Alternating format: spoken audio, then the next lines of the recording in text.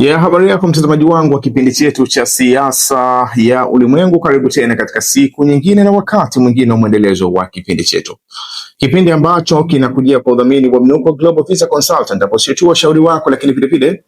ni wasaidizi wako ikiwa katika siku za usoni na kusudia kuelekea katika nchi za ughaibuni, nchi kama za Canada au Uingereza, nchi za Umoja wa Ulaya pamoja na Australia. Unaweza kuwasiliana kupitia namba zilizoko chini tangazo kwa msaada, ushauri pamoja na mwongozo. Tukielekea katika uchambuzi wetu wa leo, bila shaka tumekuwa tukiendelea kushuhudia vuta ni kuvute baina ya nchi ya Marekani na nchi ya Iran, na hasa tukishuhudia mashambulizi ya nchi ya Marekani yamekuwa yakiongezeka siku baada ya siku, lakini vile vile yakionekana kutambulishwa katika baadhi ya miji mipya katika eneo la nchi ya Iran. Lakini vile vile katika nchi ya Iran tumeshuhudia mwendo huo huo wa nchi ya Iran kuongeza sehemu ya mashambulizi yake katika maeneo ambayo yamekuwa kizoeleka kwa siku za karibuni, maeneo kama ya Kuwait na Bahrain. Lakini vile vile tumeshuhudia kuongezeka kwa mashambulizi katika baadhi ya strategic areas au maeneo ya kimkakati katika nchi kama ya Jordan, lakini vile vile katika nchi ya Oman. Katika upande wa mashambulizi ya nchi ya Marekani, tumekuwa tukiendelea kushuhudia yakifanyika mashambulizi katika maeneo ambayo actually yanakaribiana zaidi na sehemu ya mlango bahari wa Hormuz, hata kama hayako ndani ya ghuba ya Uajemi, kwa maana ya kwamba katika maeneo kama ya Jask na katika maeneo kama ya Chabahar ambazo ni maeneo ya pwani yanayoelekea zaidi katika upande wa bahari ya Hindi, kwa kuzingatia kwamba ni maeneo ya kistratejia ambayo mifumo iliyoko katika maeneo hayo kama mifumo ya rada, manake inaweza kusaidia kutoa taarifa za awali kuhusiana na meli au chombo chochote ambacho kinaelekea katika mlango bahari wa Hormuz. Lakini vile vile mashambulizi yameonekana target zaidi katika sehemu kama za bandari ya Abbas, lakini vile vile katika maeneo kama ya kisiwa cha Kashmi, kwa kuzingatia kwamba sehemu kama ya kisiwa cha Kashmi vile vile ni sehemu ya kistratejia ambayo kuna uwekezaji mkubwa wa jeshi la IRGC katika mazingira hayo. Lakini vile vile moja katika maeneo mapya ambayo tumeshuhudia katika siku actually ya Jumapili sana na leo Jumapili kuamkia Jumatatu vile vile kuna aina ya mashambulizi ambayo yanaonekana kwamba yamefocus katika sehemu ya Khuzestan au Ahvaz, ambayo actually ni sehemu ambayo ina sehemu ya bandari kama Khurramabad ambayo inaelekea katika sehemu ya ghuba ya Uajemi, lakini ni eneo ambalo liko upande wa mbali kidogo na sehemu ya mlango bahari wa Hormuz, na ni eneo ambalo ni la kistratejia, kwanza kwa kuzingatia vile vile kwamba ni sehemu ambayo iko mpakani na nchi ya Iraq, na ndio maana katika jamii ya watu ambao wanapatikana katika eneo husika, hasa ni jamii ya Waarabu ambao wanajulikana kama Ahwazul Arab, ambao vile vile katika siku za nyuma walikuwa wana sehemu ya challenge zao katika serikali ya nchi ya Iran kwa kusudia kutaka kujitoa katika nchi ya Iran. Lakini kimsingi ni kwamba mashambulizi ya nchi ya Marekani maana yake yameonekana kwamba yamepanda zaidi. Ukiachilia mbali katika siku za nyuma tuliona mashambulizi yameelekezwa katika sehemu kama za Bushehr, ambazo zote hizi ni maeneo ambayo yanaangukia katika sehemu ambazo ziko chini ya mwamvuli wa kutazamwa au kukontroliwa na eneo ya Shiraz, na mji wa Shiraz, kwa sababu ndio bezi kubwa ambayo inazingatiwa kuweza kusimamia au ni center kubwa inayozingatiwa kwa ajili ya kusimamia haya maeneo. Yanapatikana katika upande wa kusini, especially yanapatikana katika upande wa kusini magharibi, kwa maana yanatazamana zaidi na sehemu ya ghuba ya Uajemi, lakini vile vile yanatumika zaidi katika kutazama sehemu kama ya mlango bahari wa Hormuz na baadhi ya visiwa kama vya Abu Musa na mfano wake. Sasa kushambuliwa katika sehemu kama ya Ahvaz au sehemu ya Khuzestan maana yake ni kuonyesha kwamba Marekani imeongeza sehemu ya base ya ile database au ile uizani wake wa kufanya mashambulizi. Ndio maana inaonekana sasa hivi kuna tabia mpya imeanza kudhihirika ya Marekani kuonekana kwamba wanakwenda mbali zaidi, sio tu katika miji ambayo inapakana na mlango bahari wa Hormuz, lakini vile vile wamekuwa wakienda mpaka katika maeneo ambayo yanahesabika vile vile yako katika pwani, lakini yako mbali na mlango bahari wa Hormuz, kwa kuzingatia kwamba ni maeneo ya kistratejia. Lakini vile vile kama kuna mifumo ya rada, maana yake vile vile inaweza ikawa ina uwezo wa kusoma mbali kiasi cha kufikia katika mlango bahari wa Hormuz na kuweza kutoa support katika jeshi la nchi ya Iran kuweza kuendelea kufanya operation zake kwa meli ambazo zinaingia katika mlango bahari wa Hormuz. Na hii vile vile kwa kuzingatia kwamba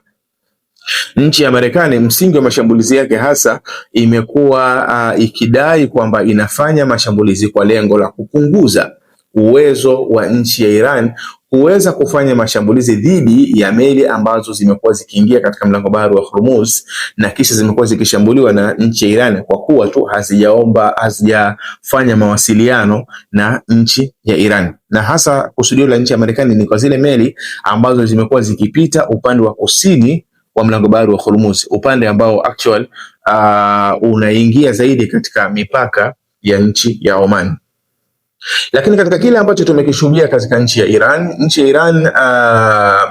imeonekana kwanza kufanya mashambulizi zaidi katika sehemu kama za Kuwait na sehemu za Bahrain, kwa kuzingatia kwamba sehemu ya Kuwait na sehemu ya Bahrain imekuwa ikionekana wazi kwamba Marekani wamekuwa wakifanya mashambulizi kutokea katika sehemu hizo kwa kutumia mifumo kama ya HIMARS ambayo mara nyingi inaweza kutumika kurusha makombora kama yale ya ATACMS ambao kwa siku za nyuma ilikuwa ikitumika zaidi katika nchi kama ya Ukraine kuweza kufanya mashambulizi ndani ya nchi ya Urusi. Kwa hivyo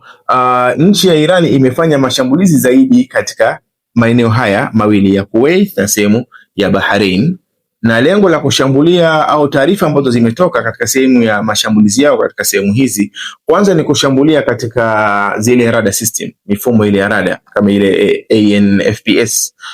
radar system ambayo inaonekana kwamba ilikuwepo katika sehemu kama za Kuwait pale, ambayo ilikuwa ikisaidia nchi ya Marekani kuweza kupata baadhi ya taarifa za mienendo ambayo inaendelea ndani ya nchi ya Iran. Kwa hivyo kwa taarifa ya jeshi la nchi ya Iran wametoa taarifa kwamba wameshambulia katika sehemu ya Kuwait kwa maana ya kutaja sehemu kama ya radar system, lakini vile vile wametoa taarifa ya kwamba wameshambulia katika sehemu ya Kuwait katika sehemu ya zile tunasema ni multiple launcher rocket system, ambao ni mfumo unatumika kurusha makombora kama hayo ya ATACMS ambao nimeeleza hapo nyuma kidogo, lakini wenyewe unakuwa una uwezo zaidi kwa sababu unaweza kurusha makombora mawili kwa wakati mmoja ya ATACMS ukilinganisha na mfumo kama HIMARS ambao wenyewe unaweza kurusha kombora moja tu zile la ATACMS na mfano wa vitu kama hivyo. Kwa ina maana nchi ya Iran moja katika target yake kutarget katika sehemu ya Kuwait na katika sehemu kama ya Bahrain hasa ilikuwa ni kujaribu kutarget katika sehemu ambazo zina mifumo kama ya rada, lakini vile vile kutarget katika sehemu za zile mifumo ambayo inasaidia kuweza kurusha makombora ndani ya nchi ya Iran. Lakini kingine ambacho ni taarifa ambayo jeshi la Marekani, ile Central Command ya Marekani imekanusha, lakini kwa taarifa za nchi ya Iran zinaashiria kwamba zimeweza kufanya move hiyo na ni move ya kushambulia katika mkusanyiko wa wanajeshi wa nchi ya Marekani ndani ya nchi ya Kuwait, kwa maana kwamba kuna center ambazo walikuwa wanapatikana wanajeshi wa nchi ya Marekani na Iran wanadai kwamba wameweza kushambulia na wana taarifa ya kwamba kuna wanajeshi wamefariki wa nchi ya Marekani, taarifa ambayo Central Command ya Marekani imekanusha kwamba hakuna mwanajeshi ambaye amefariki, lakini kutoka katika upande wa nchi ya Iran wametoa taarifa ya mfano wa namna hiyo. Maana yake ni kukariri kushambulia katika nchi hizi mbili, kwa maana kwamba ni nchi ambazo Marekani imekuwa ikizitumia moja kwa moja kufanya mashambulizi ndani ya nchi ya Iran, lakini kilichoongezeka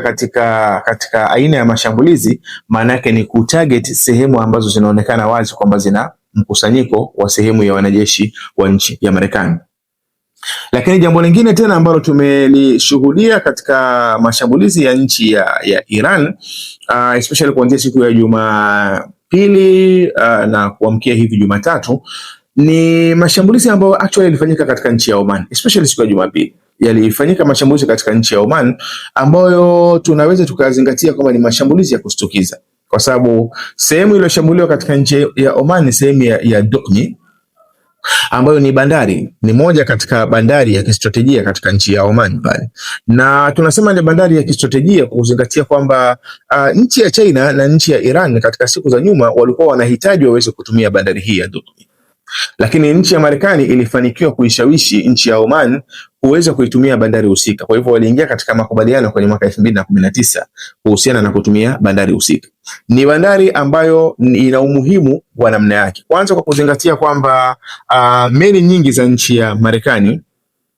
huwa zinakwenda katika bandari ya Duqm, aidha kupakua silaha au kama kuna meli zinatakiwa zibebe sehemu ya silaha. Mara nyingi movement katika nchi ya Oman huwa inafanyika katika bandari ya Duqm. Lakini vile vile kuna mifumo ya kusupply mafuta katika bandari husika. Kwa hiyo ni bandari ambayo actually inatumika vile vile na baadhi ya ndege za nchi ya Marekani kwenda katika eneo lile la bandari, maana kuna sehemu ambayo ndege za Marekani zinaweza kutulizana katika maeneo husika, aidha kuweka mafuta na mfano mmoja za namna hiyo. Sasa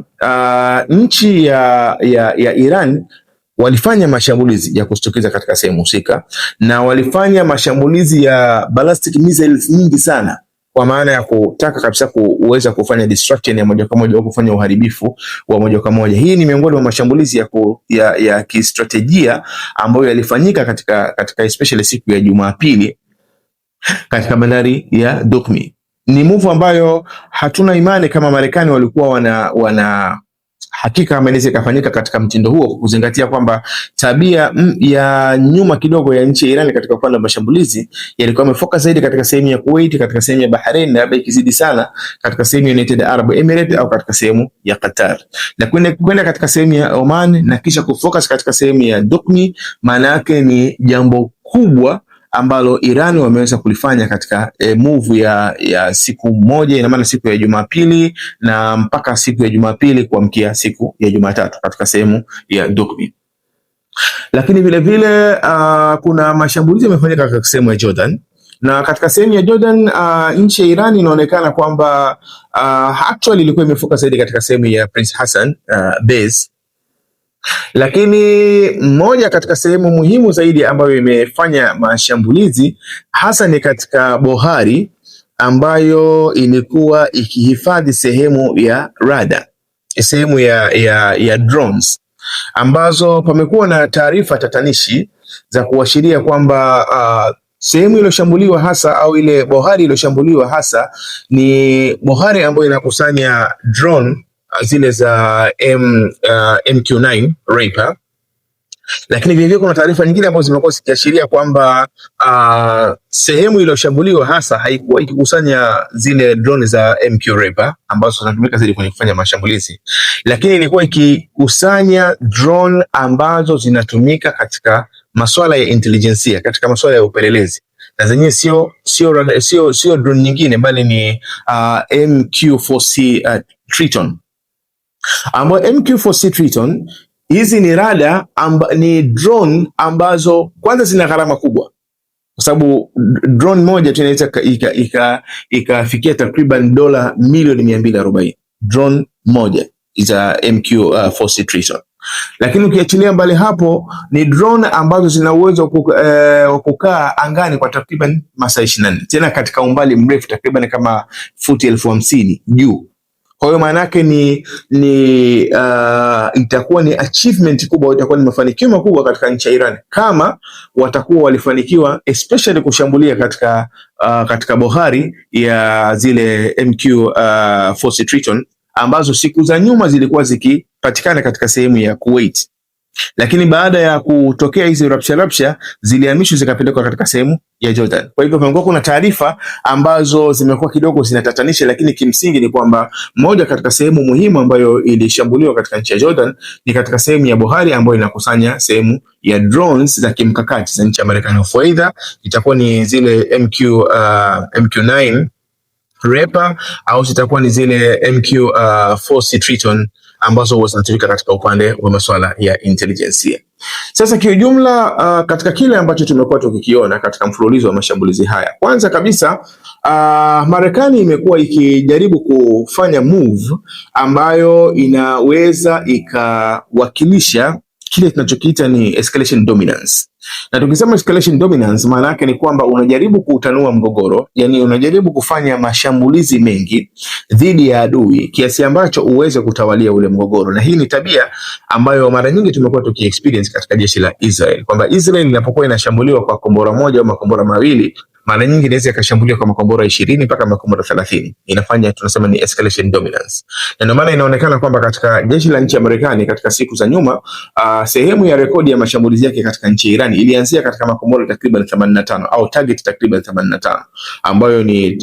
ni taarifa walitoa siku za nyuma kidogo, na kisha taarifa iliyofuatia walionyesha kwamba wameshambulia katika target takriban 95, na kisha taarifa iliyokuwa ya karibu zaidi walionekana kwamba wameshambulia katika target takriban 140. Kwa unaweza kuona kwamba wamekuwa wakiendelea kuongeza zile target zao na kutanua mashambulizi yao zaidi, ili kuweza kufanya kwamba adui, yani kwa maana ya nchi ya Iran, iwe imebanika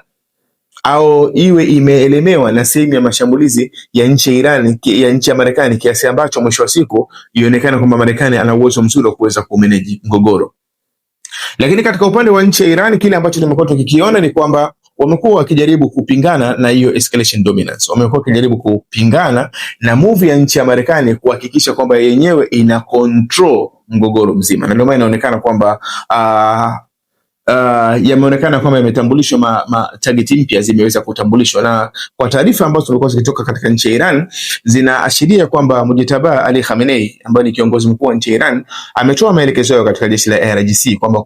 kuongeza target mpya ambazo zilikuwa sio sehemu ya mgogoro. Na maana inaonekana kwamba sasa hivi karibuni nchi nyingi zimekuwa zikishambuliwa katika eneo la Mashariki ya Kati isipokuwa labda nchi ya Saudi Arabia. Lakini ukianzia katika nchi ya Jordan kuna mashambulizi yamefanyika, ukienda katika nchi ya Kuwait imefanyika, kuna nchi ya Bahrain imefanyika, sehemu ya Oman imefanyika, Qatar, United Arab Emirates. Labda katika siku ya jana ndio hapakuwa na ripoti ya mashambulizi, lakini vivyo kulikuwa na mashambulizi ambayo yamekuwa yakifanyika vivyo katika sehemu ya United Arab Emirates. Yote move hii maana yake ni kujaribu kupinga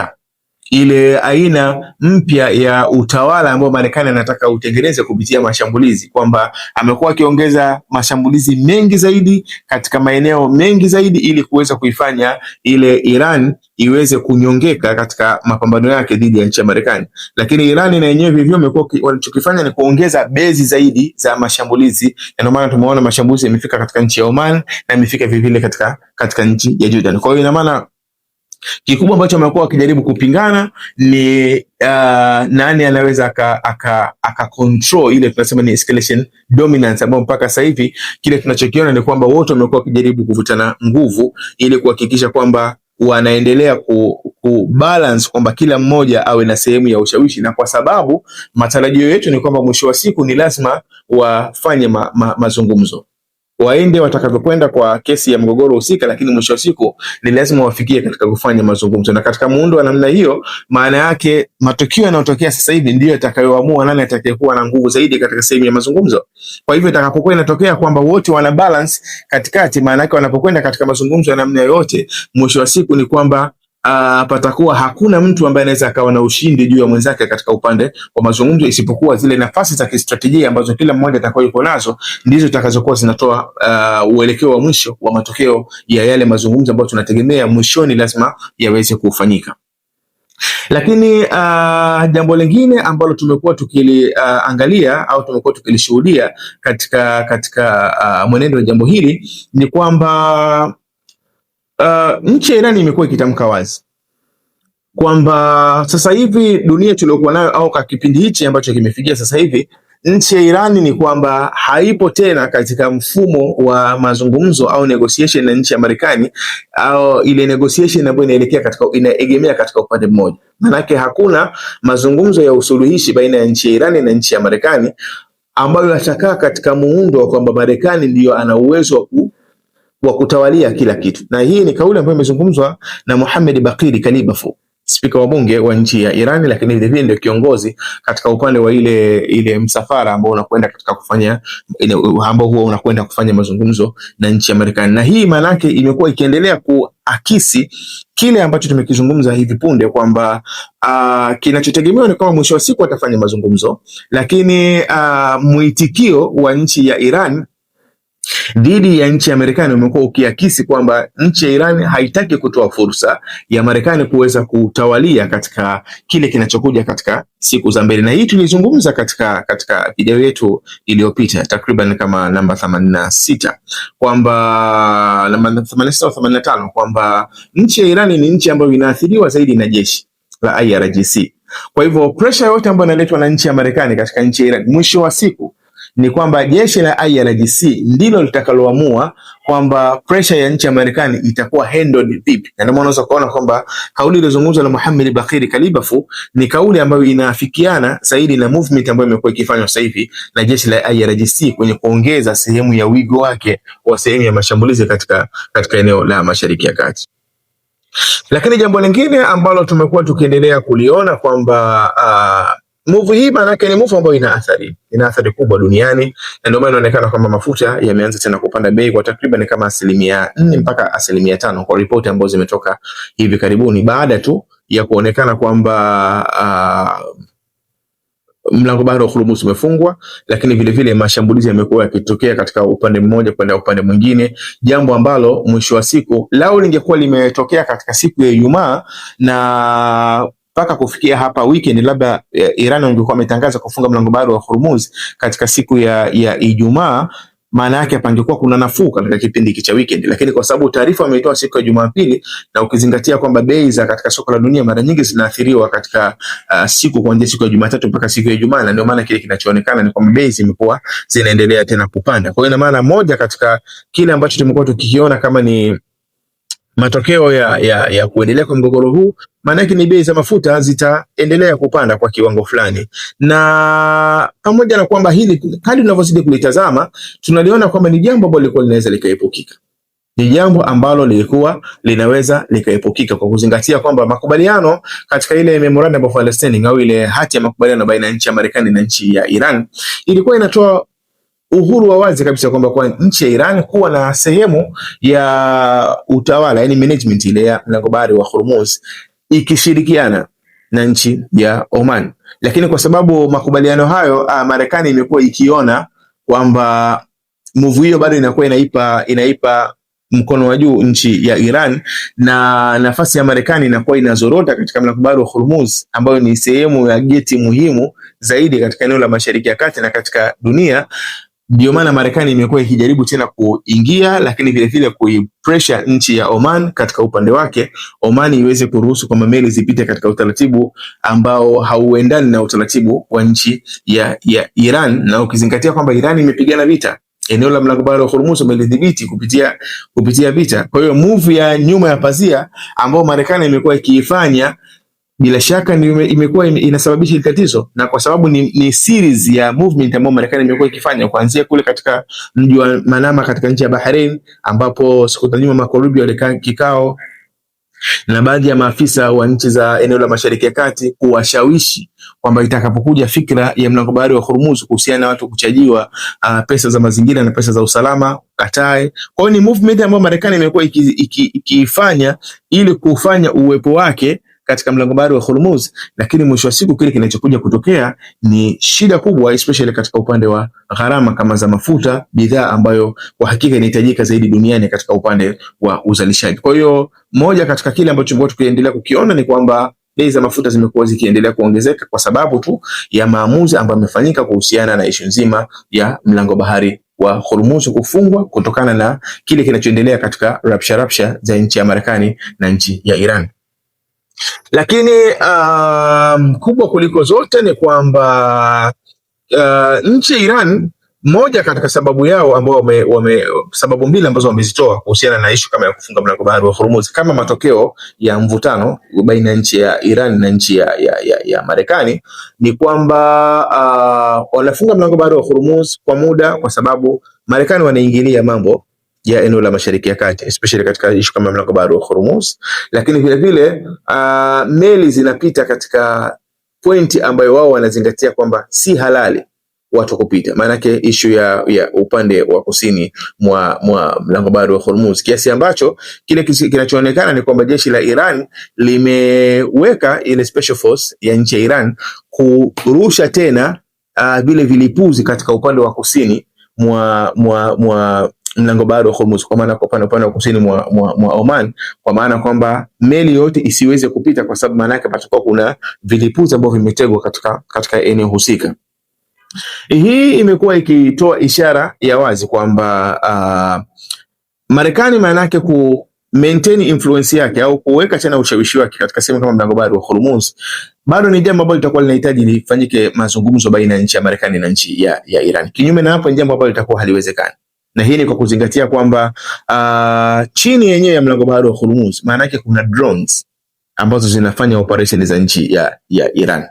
Ukiachilia mbali kwamba eneo la kijiografia la nchi ya Iran bado limekuwa linatoa support kwa nguvu ya nchi ya Iran katika mlango bahari wa Hormuz. Achilia mbali tu kwamba utaratibu wa nchi wa mlango bahari wa Hormuz sasa hivi katika upande wa nchi ya Iran umewekewa sasa hivi mamlaka kabisa ambao ni Persian Gulf Strait Authority, ambayo kazi yake ni kusimamia issue ya mlango bahari wa Hormuz. Kwa hiyo mazingira yote ukijaribu kuyatazama, kwanza ya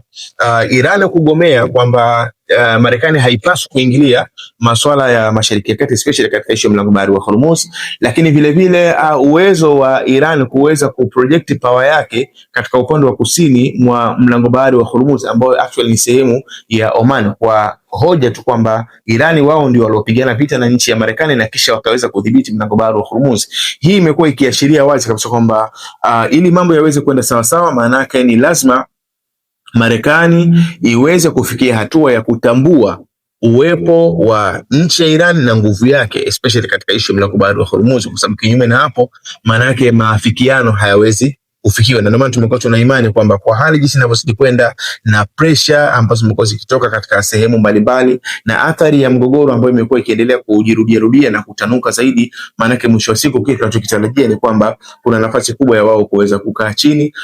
katika siku za usoni na kuweza kukubaliana, isipokuwa hichi kinachotokea sasa hivi ni namna gani kwamba kila mmoja anatafuta position